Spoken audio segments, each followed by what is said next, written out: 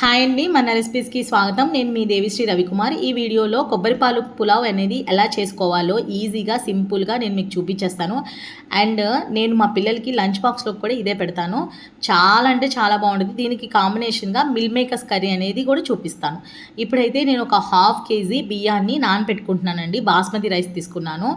బాస్మతి రైస్ని శుభ్రంగా ఒకసారి మాత్రమే కడుక్కొని దాన్ని మంచిగా కడిగేసుకున్న తర్వాత వాటర్ పోసేసి ఒక అరగంట సేపు నానబెట్టుకోవాలి. మీరు కూరగాయలు కట్ చేసుకునేటప్పుడు నానబెట్టుకుంటే సరిపోతుంది. ఇక్కడైతే నేను కొబ్బరిపాలు మేక్ చేసుకోవడానికి కొబ్బరి ముక్కలు కట్ చేసుకున్నా. ఒక పెద్ద కొబ్బరికాయ తీసుకొని దాన్ని ముక్కలుగా కట్ చేసేసుకొని మిక్సీలో కొంచెం సగం కొబ్బరి ముక్కలు వేసుకొని ఇలా మనకి వాటర్ పోసుకొని కొంచెం కొంచెంగా మిక్సీ పట్టుకోవాలన్నమాట. ఒకేసారి కొబ్బరి ముక్కలన్నీ వేసుకుంటే మనకి గ్రైండింగ్ అవ్వడానికి చాలా కష్టమవుతుంది. అందుకే నేను ½ వేసిన తర్వాత మళ్ళీ ఇంకో ½ వేసాను అనమాట. ఇట్లా మంచిగా మనకి చేసేసిన తర్వాత ఇలా కొబ్బరి పాలు అనేది రెడీ అయిపోతాయి అనమాట. మంచిగా స్క్వీజ్ చేసుకోండి. మీకు ఇలా రాకపోతే మీరు క్లాత్తో అయినా సరే స్క్వీజ్ చేసుకోవచ్చు, మంచిగా వచ్చేస్తుంది. కొబ్బరి పాలు అనేది చేసేసుకున్న తర్వాత పక్కన పెట్టేసుకోండి. ఆ తర్వాత ఇప్పుడు కూరగాయలు కట్ చేసుకుందాము. ఇక్కడ వెజిటేబుల్స్లో నేను 2 ఆనియన్స్ అనేవి తీసుకున్నాను. అండ్ ఒక టమాటా అండ్ 5 or 6 చిల్లీస్ తీసుకున్నానండి. ఇవైతే సరిపోతుంది. అండ్ ఒక బంగాళదుంప కూడా తీసుకున్నాను. ఆల్రెడీ బంగాళదుంపని కట్ చేసేసుకొని పెట్టుకున్నాను. ఇక్కడ వచ్చేసి ఆయిల్ నేను 2 డబ్బాలు అంటే 2 గ్లాసులకి నేను 2 గ్లాసుల బియ్యానికి ఆయిల్ అనేది ఎలా వేస్తున్నాను చూపిస్తున్నాను. పావు కప్పుతోటి 2 సార్లు వేస్తానండి.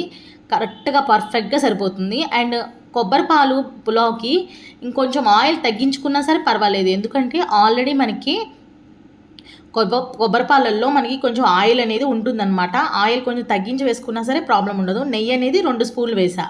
2 టీ స్పూన్స్ నెయ్యి వేసుకున్నాను అంతే. నేను ఇక్కడ చూపిస్తున్నాను కదండి, ఇవన్నీ కూడా స్క్రీన్ మీద చూపిస్తున్నాను కదా. ఇలాచి, స్టార్ పువ్వు అండ్ లవంగాలు అండ్ బే లీవ్స్, ఇవన్నీ పలావ్ దినుసులు ఉంటాయి కదా, అవన్నీ కూడా వేసేసుకొని ఆ తర్వాత ఉల్లిపాయ, పచ్చిమిర్చి ఇలా మంచిగా వేసేసుకొని ఫ్రై చేసుకోవాలి. ఇలా ఫ్రై చేసేసుకుంటే మనకి ఆనియన్స్ అనేవి మంచిగా కలర్ అనేది చేంజ్ అవ్వాలన్నమాట. ఇప్పుడు దీంట్లో ఆనియన్స్ త్వరగా మనకి ఫ్రై అవ్వడానికి కొంచెం ఉప్పు, కొంచెం మనకి కలర్ కోసం పసుపు, ఎటువంటి కలర్స్ అనేవి యూజ్ చేయనండి. మామూలుగా పులావ్లోకి కానీ బిర్యానీలోకి కానీ కలర్స్ యూజ్ చేస్తారు కదా, రెడ్ కలర్ అని నేను అసలు ఇంట్లో చేసేటప్పుడు ఎటువంటి కలర్స్ యూజ్ చేయను. నేను న్యాచురల్గా పిల్లలకి పెడతానమాట. ఎందుకంటే కలర్స్ ఈజ్ నాట్ హెల్దీ అండి. మనం రెగ్యులర్గా ఇంట్లో చేసుకునే వాళ్ళకి కలర్స్ అనేవి యాడ్ చేయాల్సిన అవసరం లేదు. రెస్టారెంట్లో ఎప్పుడో ఒకసారి తినేవి ఓకే అండి, కానీ బట్ ఇంట్లో కలర్స్ మాత్రం యాడ్ చేయొద్దు ప్లీజ్. ఎందుకంటే అది చిన్నపిల్లలకి చాలా ఎఫెక్ట్ కొడతాయి. అండ్ ఇక్కడ వచ్చేసి నేను ఆనియన్స్ అనేవి మగ్గిన తర్వాత అల్లం వెల్లుల్లి పేస్ట్ వేసేసాను. అల్లం వెల్లుల్లి పేస్ట్ 2 టేబుల్ స్పూన్స్ వేసాను. మన అల్లం వెల్లుల్లి పేస్ట్ కూడా పచ్చి స్మెల్ పోయేంత వరకు మనం మంచిగా ఫ్రై చేసుకుని ఆ తర్వాత మాత్రమే టమాటా, బంగాళదుంప యాడ్ చేసుకోవాలి. మీకు ఇంకేమన్నా కావాలంటే వెజిటేబుల్స్ అవి కూడా మీరే తెలుసుకోండి. ఏం కావాలంటే అవి వేసుకోండి, ప్రాబ్లం ఏం లేదు. ఎందుకంటే క్యారెట్ వేసుకుంటారు, బీన్స్ వేసుకుంటారు చాలామంది, కానీ కొబ్బరి పాలల్లో వాటన్నిటికన్నా నాకు ఇలా చేస్తేనే ఇష్టం అనమాట. వెజిటేబుల్స్ అనేది మీ ఇష్టం, అది వెజిటేబుల్ పులావ్ అయిపోద్ది. అందుకే నేనైతే బంగాళదుంప ఎందుకు వేస్తానంటే చాలా బాగుంటుంది, టేస్ట్ వస్తుంది అనమాట పులావ్కి. అందుకే నేను ఎవ్రీ పులావ్లో నేను బంగాళదుంప అనేది కన్ఫామ్గా వేస్తాను. టమాటా, బంగాళదుంప. టమాటా వేయరు చాలామంది, కానీ పులావ్లో టమాటా వేస్తే చాలా టేస్ట్గా ఉంటుంది. అండ్ వాటర్కి బదులుగా మనం 1కి 1 అంటే 1:1 రేషియోలో తీసుకుంటాం. ఒక డబ్బా బియ్యానికి అండ్ లేకపోతే మీ భాషలో చెప్పాలంటే ఒక గ్లాస్ బియ్యానికి 1 గ్లాస్ ఆఫ్ వాటర్ మాత్రమే వేస్తానన్నమాట. ఇప్పుడు నేను 2 గ్లాసెస్ బియ్యం తీసుకున్నాను కాబట్టి 2 గ్లాసెస్ ఆఫ్ కొబ్బరి పాలు వేసానండి. Same as these. ఎందుకంటే బాస్మతి రైస్ కాబట్టి 1:1 రేషియోలో వేస్తున్నాను. నార్మల్ రైస్ అయితే 1కి 1:15 అంటే 1 గ్లాస్ ఆఫ్ బియ్యానికి 1:15 గ్లాస్ ఆఫ్ వాటర్ వేసుకోవాలి నార్మల్ రైస్కి అయితే. నాకైతే బాస్మతి రైస్తో చేయడం అంటే ఇష్టం, అందుకే నేను ఇట్లా చేస్తున్నాను. అండ్ కావాల్సిన ఉప్పు కూడా మనకి ఎలా వేసుకోవాలి అంటే వాటర్ అనేది టేస్ట్ చూస్తే మనకి ఉప్పగా ఉండాలన్నమాట. అప్పుడు మాత్రమే ఉప్పు అనేది సరిపోయినట్టు. ఇక్కడ మనకి 2 కూతలు పెట్టుకుంటే సరిపోతుంది. మనకి వెజిటబుల్ పులావ్కి కానీ, టమాటా పులావ్కి కానీ, లేకపోతే కొబ్బరిపాలు పులావ్కి కానీ, వీటన్నిటికీ 2 లేదా 3 అయితే కొంచెం మెత్తగా అవుతుంది, 2 సరిపోతుంది. అండ్ ఇక్కడ పుదీనా వేసేసుకొని మంచిగా కలిపేసుకోండి. నేను ఆల్రెడీ కొత్తిమీర అంతకుముందు వేస్తాను, ఇప్పుడు పుదీనా వేస్తున్నాను.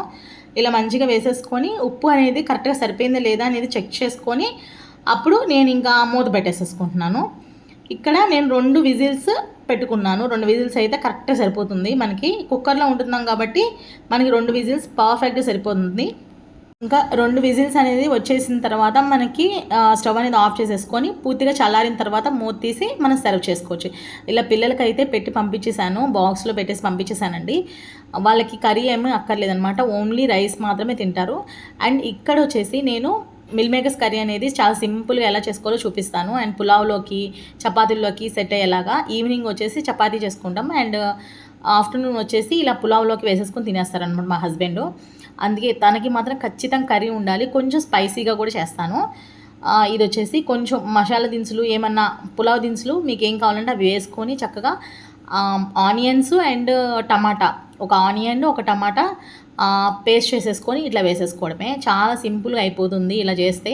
మనకి ఒకేసారి విడివిడిగా కాకుండా ఇలా 2 కాంబినేషన్‌లో చేసేసుకోవచ్చు. అండ్ కొంచెం ఉప్పు, కొంచెం పసుపు వేసేసుకొని మంచిగా ఆనియన్స్ అనేవి మంచిగా ఫ్రై అవ్వాలనమాట. ఆనియన్ అండ్ టమాటా పేస్ట్ అనేది మంచిగా ఫ్రై అవుతేనే టేస్ట్ వస్తుంది. చాలామంది ఆనియన్స్ పేస్ట్ అనేది వేసేసిన తర్వాత టమాటాలు కట్ చేసుకొని వేసుకుంటారు. అలా కూడా వేసుకోవచ్చు, మీ ఇష్టము. నేను 2 ఒకేసారి కలిపేసేసుకుంటాను త్వరగా అయిపోతుందని చెప్పి. అండ్ 2 టేస్ట్ అనేది ఒకేలాగా ఉంటుందండి. చాలాసార్లు ట్రై చేశాను.